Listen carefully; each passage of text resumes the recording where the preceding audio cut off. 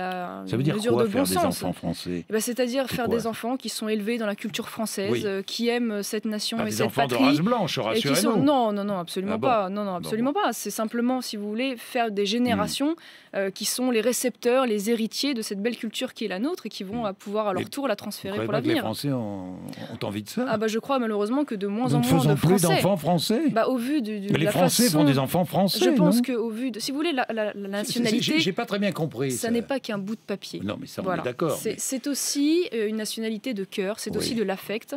Et je crois qu'aujourd'hui, malheureusement, au vu de la politique qui est menée et de la façon dont la nationalité est bradée, c'est vrai que beaucoup de gens ont la nationalité française, mais ne se sentent pas français et transmettent encore moins cette culture à leurs enfants, puisque eux-mêmes ne sont pas assimilés. C'est un phénomène que l'on constate de plus en plus, pardonnez-moi.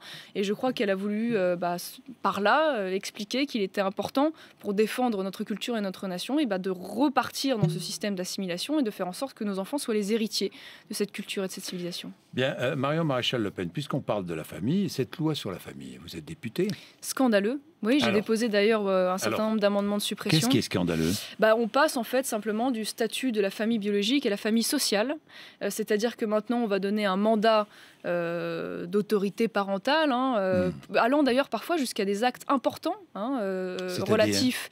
C'est-à-dire que le beau-parent pourra recevoir un mandat des parents dans lequel après il aura l'autorisation d'exercer des actes usuels de la vie du quotidien pour l'enfant, mais aussi parfois des actes importants. Pour aller chercher l'enfant à l'école, par exemple. Le problème, c'est que le drame, monsieur, c'est que ça va extrêmement loin. C'est-à-dire qu'une fois ce mandat donné par les parents, eh bien celui-ci aura les moyens de saisir le juge si jamais l'un des parents souhaite lui enlever. C'est-à-dire qu'à partir du moment où ce mandat est donné, il deviendra extrêmement compliqué de lui enlever. On arrive à des situations où le juge pourra, par exemple, si l'un des parents est décédé ou dessaisi de l'autorité parentale, préférer placer l'enfant auprès du tiers détenteur de mandat plutôt qu'auprès d'un parent. C'est-à-dire qu'en fait, maintenant, on met à égalité le tiers... Si c'est le beau-père ou la belle-mère qui a élevé l'enfant...